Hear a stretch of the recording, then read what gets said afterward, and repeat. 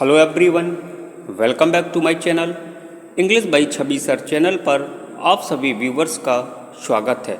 तो दोस्तों, आज मैं डिस्कस करने जा रहा हूं R.W. एमर्सन के MCQs क्वेश्चंस को। दोस्तों, इस वीडियो के पहले मैंने R.W. एमर्सन की बायोग्राफी को कवर कराया है। जिस किसी ने R.W. एमर्सन की बायोग्राफी न देखी हो तो वह BA 6 सेमेस्टर नाम से बनी हुई प्लेलिस्ट में जाकर बायोग्राफी को देख सकता है। So let's start the MCQs questions of R.W. Emerson. और पहला जो क्वेश्चन है, what year was Ralph Waldo Emerson born in. जो पहला क्वेश्चन है वो कह रहा है कि राल्फ वाल्डो एमर्सन कब यानी किस ईयर में पैदा हुए थे।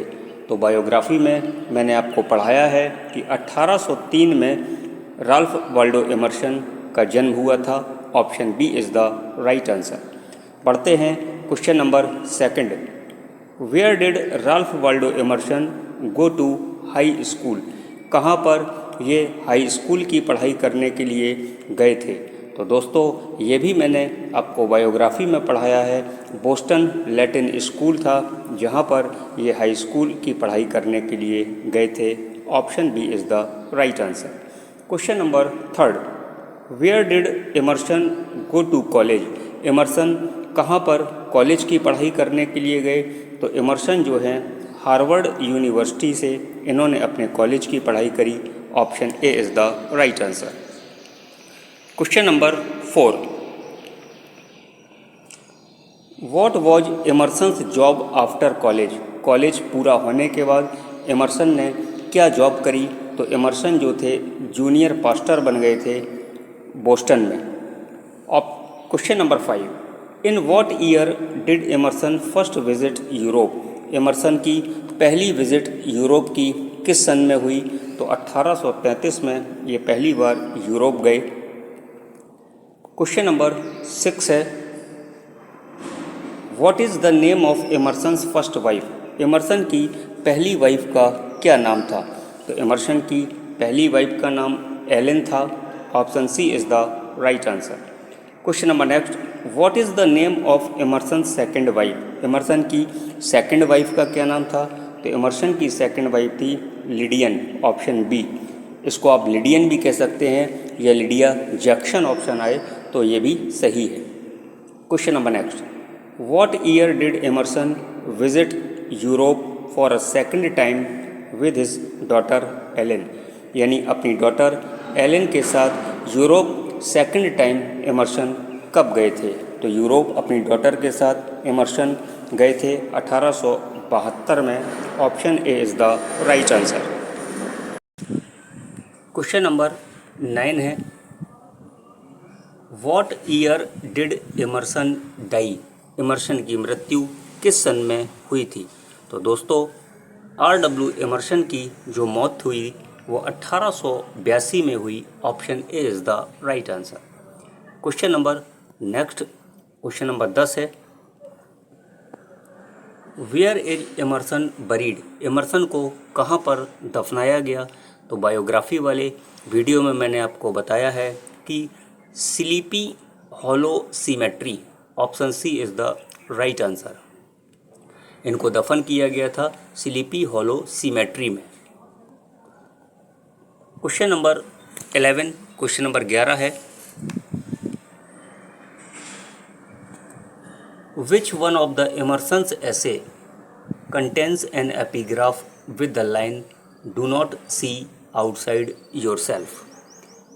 यानी which one of the Emerson's essay. Emerson के कौन से ऐसे में कंटेन एन एपिग्राफ, एक एपिग्राफ है विद द लाइन, इस लाइन के साथ लाइन पढ़ते हैं do not seek outside yourself, मतलब अपने आप से बाहर मत खोजो। तो ये जो लाइन है एमर्सन के किस ऐसे में है। तो दोस्तों, ये लाइन एमर्सन के द ओवरसोल ऐसे में है। Option D is the right answer. Question number 12। In his essay self reliance Emerson likens self esteem with what. अपने ऐसे सेल्फ रिलायंस में इमर्सन ने आत्मसम्मान की तुलना किससे की है? तो अपने ऐसे सेल्फ रिलायंस में आत्मसम्मान की तुलना इमर्सन ने चाइल्ड से की है। Option D is the right answer. Question number next, in self reliance Emerson talk about how individuals should not conform to what. Question number 13 है और क्वेश्चन नंबर 13 कह रहा है कि सेल्फ रिलायंस में इमर्सन इस बारे में बात करते हैं कि व्यक्तियों को किस तरह से अनुरूप नहीं होना चाहिए। तो व्यक्तियों को सोसाइटल नॉर्म्स नहीं होना चाहिए। Option C is the right answer. Question number 14 है, what movement was born from the ideas of Emerson. यानी कौन सा मूवमेंट पैदा हुआ इमर्सन के आइडियाज़ से। तो दोस्तों इस क्वेश्चन का जो करेक्ट आंसर है ऑप्शन डी, यानी यूनिटेरियनिज्म एक आइडिया था, ये पैदा हुआ इमर्सन के आइडियाज़ के द्वारा। Question number next, what is not one of the benefits of nature described by Emerson. Emerson द्वारा वर्णित प्रकृति के लाभों में से क्या नहीं है। तो प्रकृति के लाभों में से इमर्सन द्वारा वर्णित होप नहीं है, आशा नहीं है। Option D is the correct answer. Question number है नेक्स्ट, यानी question number 16, what is not one of the terms Emerson use to refer to God. Emerson द्वारा गॉड को यानी ईश्वर को संदर्भित करने के लिए प्रयुक्त शब्दों में से एक क्या नहीं है। तो जीसस ये वर्ड नहीं है। Option B is the right answer. बढ़ते हैं क्वेश्चन नंबर नेक्स्ट पर, where was Emerson born. Emerson कहाँ पैदा हुए। तो आपको पता है, बायोग्राफी में मैंने पढ़ा रखा है कि बोस्टन में पैदा हुए। Option D is the right answer. What is the name of the journal launched by the transcendentalist. तो उस जर्नल का नाम बताना है जो ट्रांसेंडेंटलिस्ट के द्वारा ये जर्नल लॉन्च हुआ था। तो जर्नल का नाम है the Dial. Option A is the right answer. Question number 19 है, where was Emerson banned from speaking after giving a controversial speech in 1838। 1838 में विवादास्पद भाषण देने के बाद इमर्सन को कहाँ बोलने से प्रतिबंधित कर दिया गया था। तो दोस्तों आपको पता है इस क्वेश्चन का आंसर कि हार्वर्ड यूनिवर्सिटी ये स्पीच देने गए थे और यहाँ स्पीच देने के बाद ये फेमस तो हो गए थे, लेकिन विवादास्पद भाषण देने के बाद इनको बैन कर दिया गया था। ऑप्शन आपका A is the right answer. Question number 20,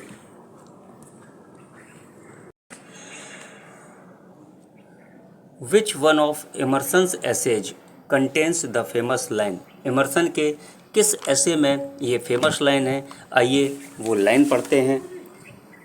A foolish consistency is the hobgoblin of little minds. तो दोस्तों इस लाइन का जो मतलब है, एक मूर्खतापूर्ण संगति छोटे दिमागों का शौक होती है। ये लाइन जो है इमर्सन के किस ऐसे से ली गई हैं। तो दोस्तों ऑप्शन सी है, सेल्फ रिलायंस इनका ऐसे है, वहाँ पर ये लाइन उस ऐसे से ये लाइन ली गई है।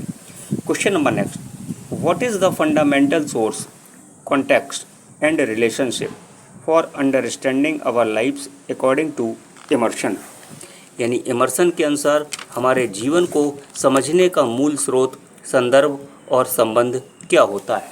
तो जो मूल स्रोत है जीवन को समझने का वो है nature. Option C is the right answer.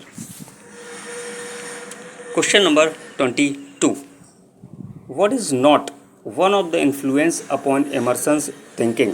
तो 22वां क्वेश्चन आपका कह रहा है कि इमर्सन पर प्रभावों में से एक प्रभाव क्या नहीं है। तो दोस्तों इमर्सन के प्रभावों में से जो एक प्रभाव नहीं है वो ऑप्शन ए है, Epicureanism. Option A is the right answer. बात करते हैं अगले क्वेश्चन की क्वेश्चन नंबर है 23। What does Emerson's definition of nature not include. Question number 23 कह रहा है एमर्सन की प्रकृति की परिभाषा में से क्या शामिल नहीं है। तो एमर्सन की प्रकृति की परिभाषा में से जो शामिल नहीं है वो सोल यानी आत्मा शामिल नहीं है। Option B is the right answer. Question number 24। Which major work of American literature was not influenced by Emerson's perspective. यानी अमेरिकन साहित्य का यानी अमेरिकी साहित्य का कौन सा प्रमुख कार्य एमर्सन के दृष्टिकोण से प्रभावित नहीं है। तो दोस्तों इस क्वेश्चन का आंसर ऑप्शन ए है और Salmagundi by Washington Irving is the right answer. और आज का लास्ट क्वेश्चन है 25। How does Emerson understand the relationship between the mind consciousness soul and external nature. तो क्वेश्चन नंबर 25 कह रहा है कि एमर्सन मन, चेतना और आत्मा और बाह्य प्रकृति के बीच संबंध को कैसे समझते हैं। तो दोस्तों ये करस्पॉन्डेंस के द्वारा समझते हैं, पत्राचार के द्वारा समझते हैं। Option C is the right answer. तो दोस्तों ये था MCQs questions part first RW Emerson से। आपको कैसा लगा कमेंट करके ज़रूर बताइए और यदि आप चैनल पर नए हैं तो English by Chhavi sir channel को सब्सक्राइब करें, बेल आइकन को प्रेस करें ताकि जब भी कोई वीडियो अपलोड हो तो उसका नोटिफिकेशन आपको सबसे पहले मिले। दोस्तों वीडियो अच्छा लगा हो तो वीडियो को एक लाइक ज़रूर करिए और अपने दोस्तों के साथ शेयर करना बिल्कुल भी मत भूलिए। तो मिलते हैं आपसे नेक्स्ट वीडियो में। तब तक आप खुश रहिए, मस्त रहिए और जहाँ रहिए प्रसन्न रहिए। और हाँ, आप अपना और साथ साथ अपनों का भी ख्याल रखिए।